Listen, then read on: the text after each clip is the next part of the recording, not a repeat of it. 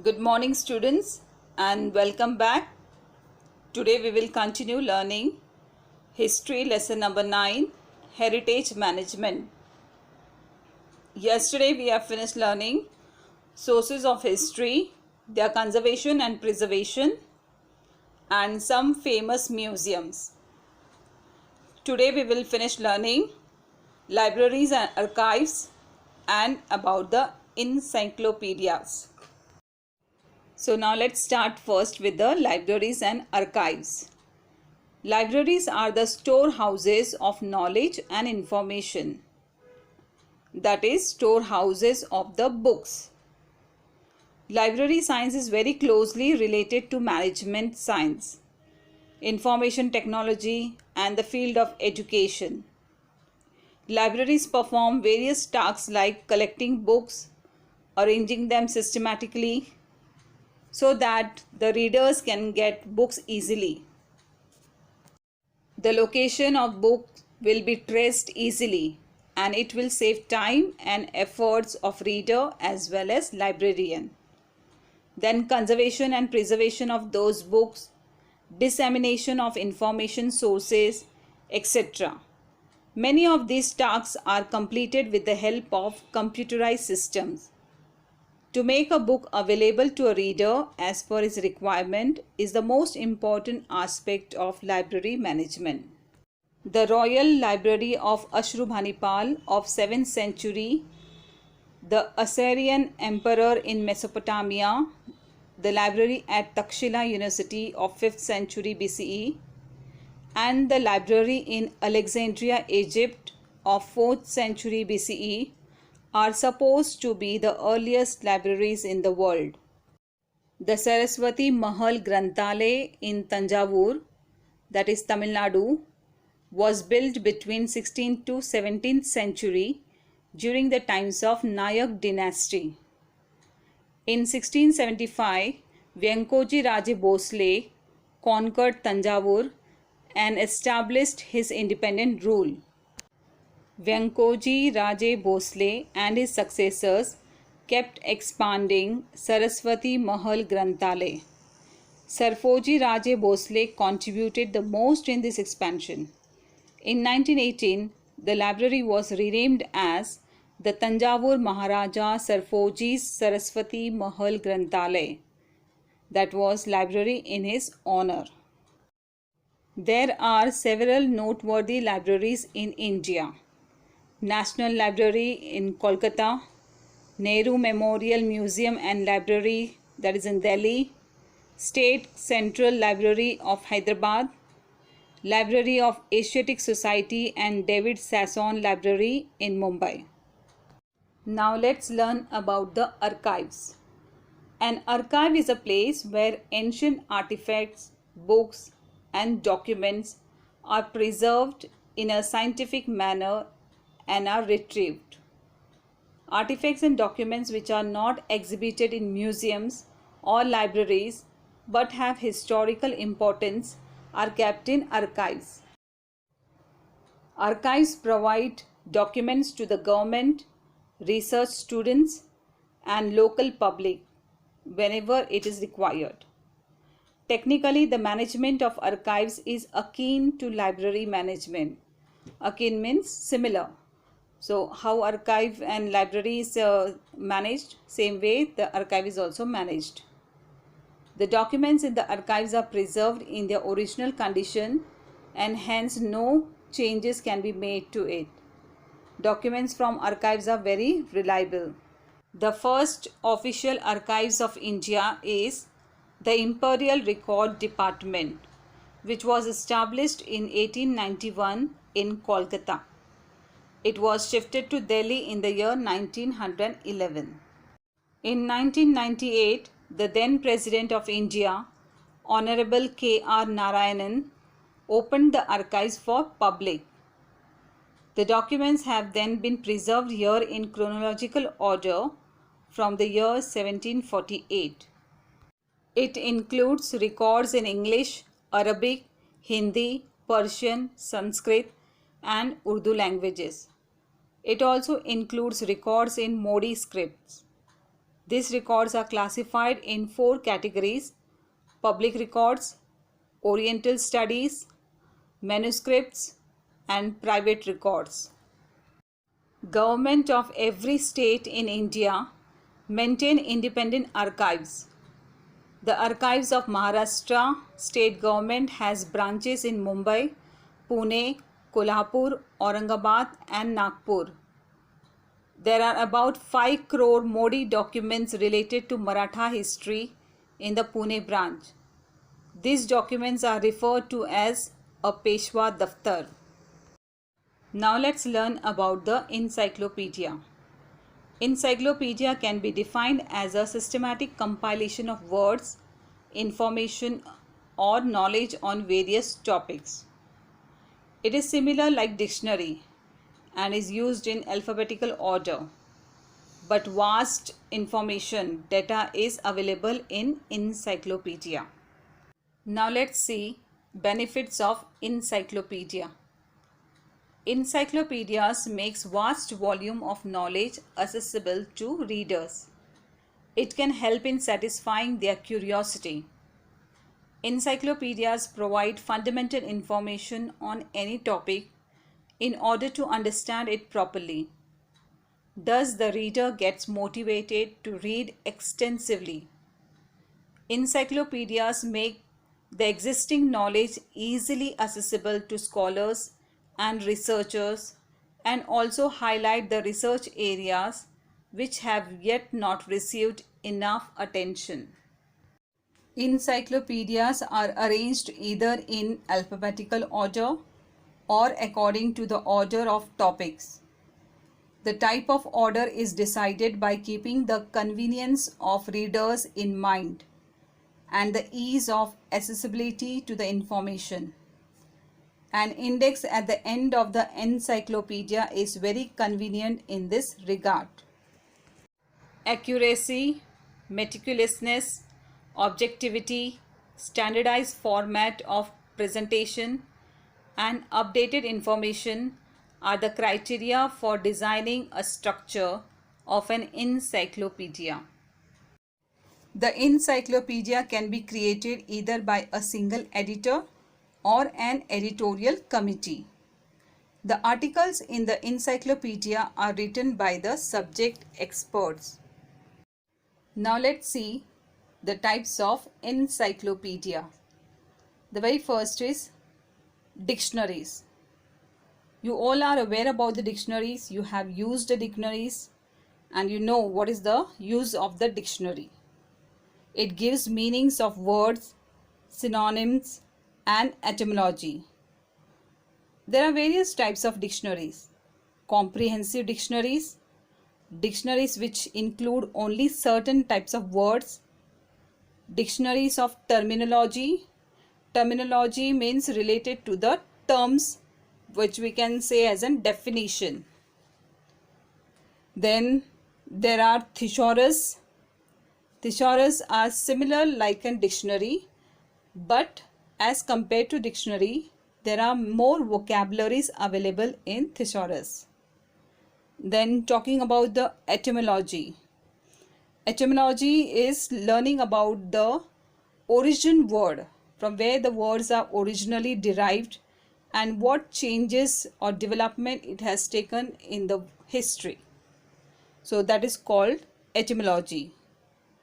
Then dictionaries of idioms and proverbs.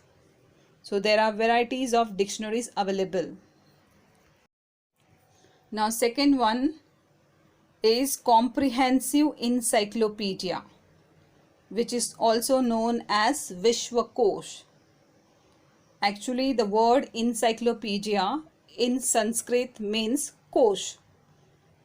If the word comes, define or write short note on kosh, that means you have to write down on encyclopedia. So remember that kosh means encyclopedia. Kosh is a Sanskrit word. So similarly, comprehensive encyclopedia, which is known as Vishwakosh, that is related to the world information. So let's see about it. There are two types of Vishwakosh. The first one, it includes all subjects under the sun. That means under one topic, all types of information you will get it. For example, Encyclopedia Britannica, Maharashtriya Jnankosh, Marathi Vishwakosh. So you will get all information in this book. And second one includes comprehensive information on one chosen subject or topic. For example, Bharatiya Sanskriti Kosh, Vyayam Jnana Kosh. So here you will get all the information about one topic only. Suppose Bharatiya Sanskriti Kosh, so you will get all information about the Indian culture. Third one is encyclopedic literature, that is called as an Kosh Adrush. Now it is similar to an encyclopedia which comprises scholarly articles providing information on all the possible aspects of one or more predetermined subjects.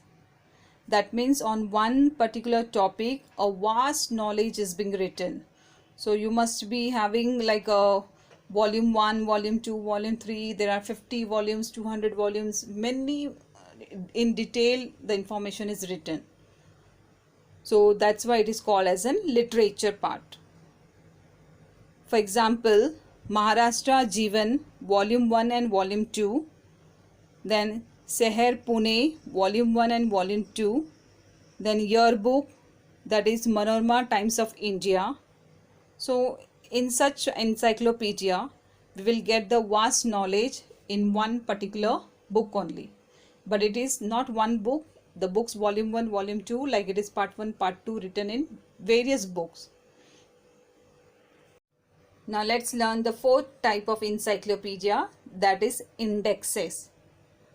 Usually you have seen the index in the beginning of the lesson, but in encyclopedia indexes occur at the end of the book, that is at the last pages. Indexes are the alphabetical list of individual subjects, places, keywords, reference books, etc. Here the indexes keywords, that means giving the meaning of some important terms of the historical. Then references, you must be like referring the books how. So similarly on that particular topic of that encyclopedia which you have gone through, you may get that information in other books also, so that references are being given. Now let's see encyclopedia and history. Encyclopedia and history as academic exercises put stress on objectivity. Encyclopedias published in various countries and in various languages may differ in their approach because of different priorities. Their structure is influenced by national policies, ethical values, and ideals. Encyclopedias can be a medium of strengthening national identity.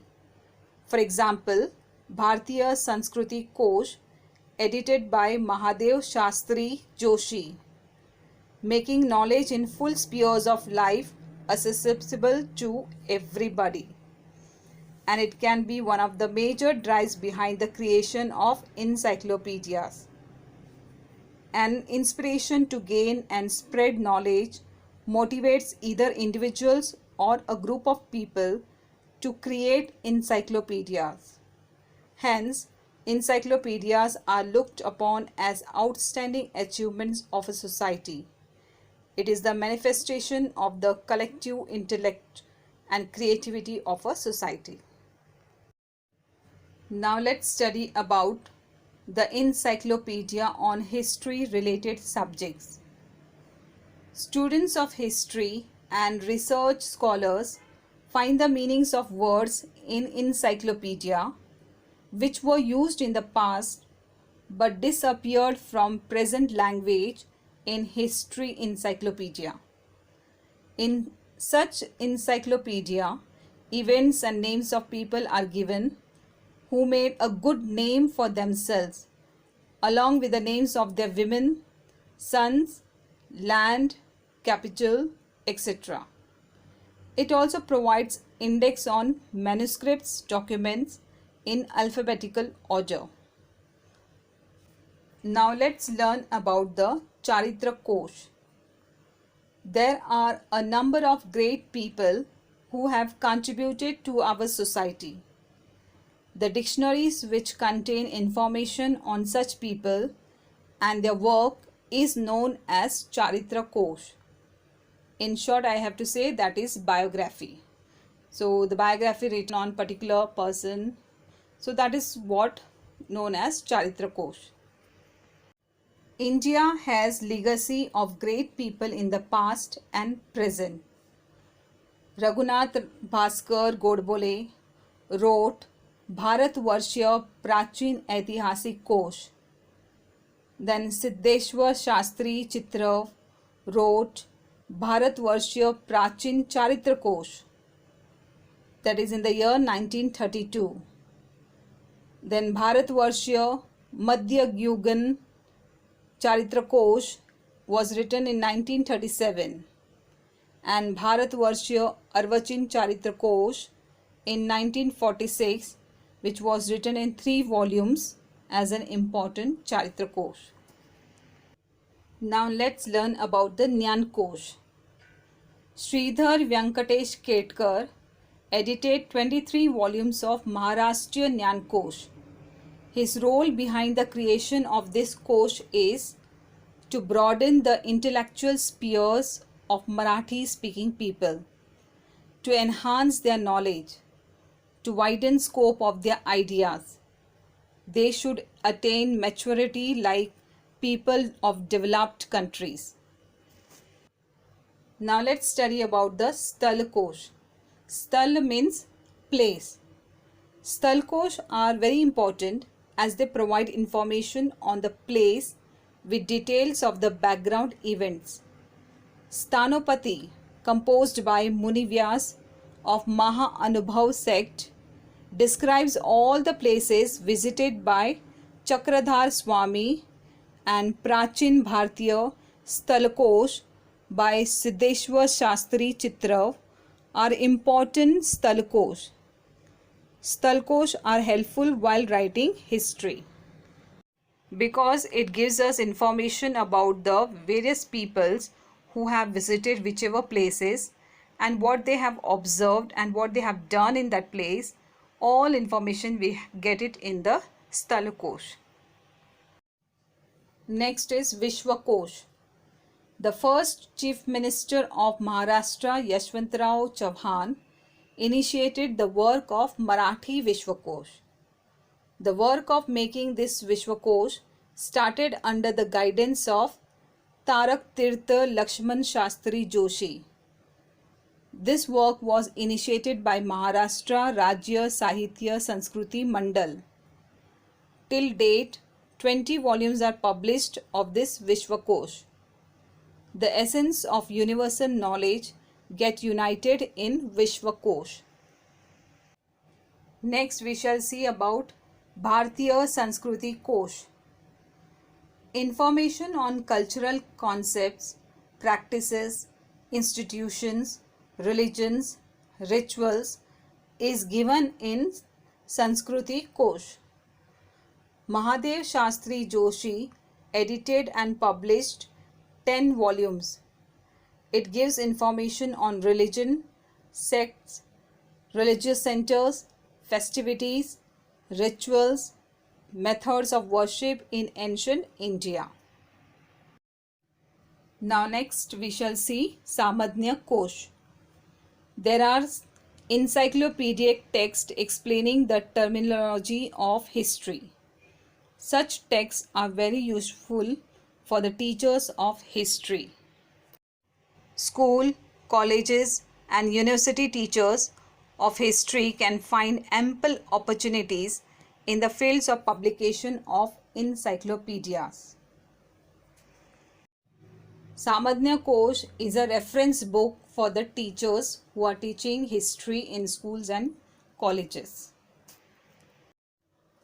So students, we have finished learning this lesson, and here we finished the portion of history also. Now go through the lessons all and prepare thoroughly. After studying this textbook, you must have noted that there are various specifications in history, and one can get access to several career opportunities. You can choose your future career with the help of this information what you have learned in the textbook. So go through the lessons, thoroughly prepare. All the best for the exams. Goodbye. Take care.